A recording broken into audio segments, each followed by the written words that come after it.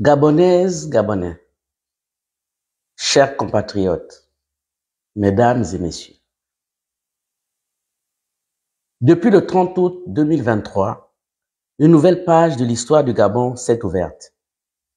avec la prise de pouvoir par le Comité pour la transition et la restauration des institutions, CTRI, avec à sa tête le général de brigade Brice Clotaire Oligui Nguema. Le vent des libertés qui souffle voudrait que chacun de nous trempe sa plume dans l'encrier pour contribuer à la réécriture de notre histoire commune et apporte du sien dans la consolidation de notre vivre ensemble. Le Gabon se reconstruira avec toutes ses filles et tous ses fils, sans distinction et sans discrimination aucune. J'en suis convaincu. Alors que la première page blanche de cette histoire à réécrire ensemble se tient sous nos yeux, avec le démarrage effectif des travaux du dialogue national dit inclusif, j'observe, pour le déplorer, des disparités et des déséquilibres criants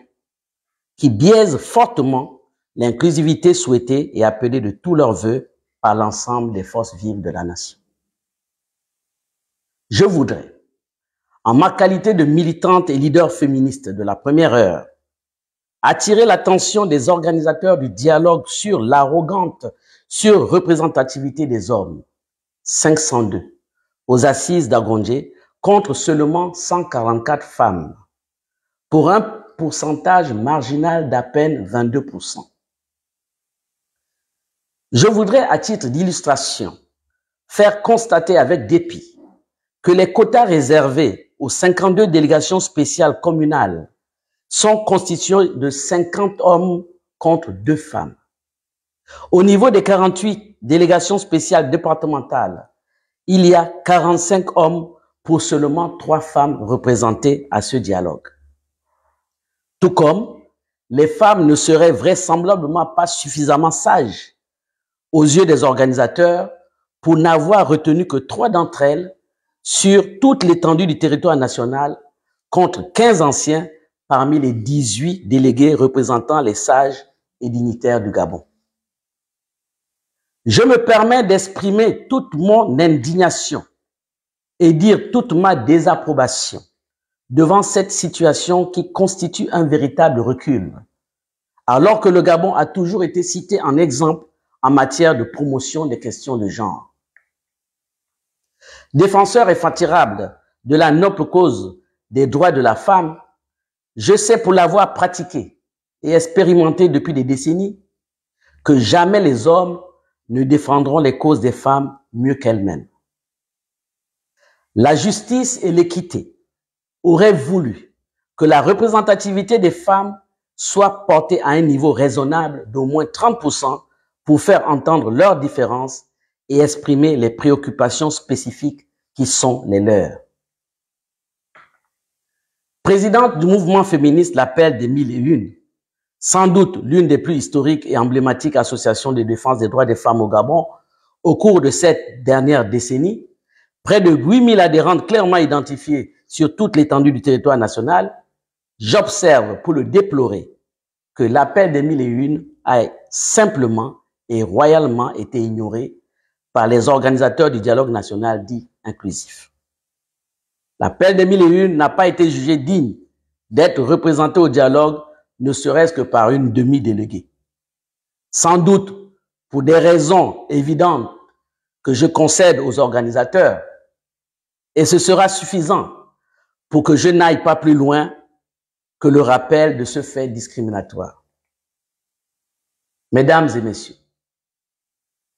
l'actualité et l'opportunité de cette prise de parole publique me permettent d'aborder sur un tout autre plan les questions strictement politiques en lien avec ma famille biologique, à la lumière du procès en sorcellerie qui est fait à la famille Bongo Ondimba ainsi qu'aux clans et familles alliés,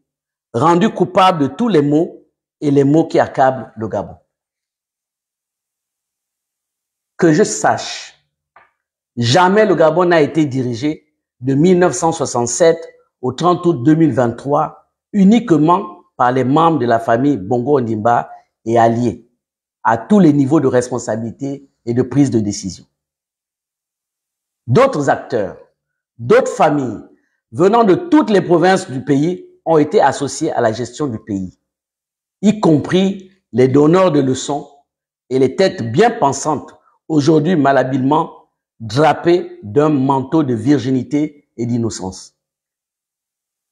C'est pour cette raison que je m'inscris en faveur de la mise en place sans délai d'une commission vérité, réconciliation, justice, pardon et réparation pour que toute la lumière soit faite sur les crimes de sang,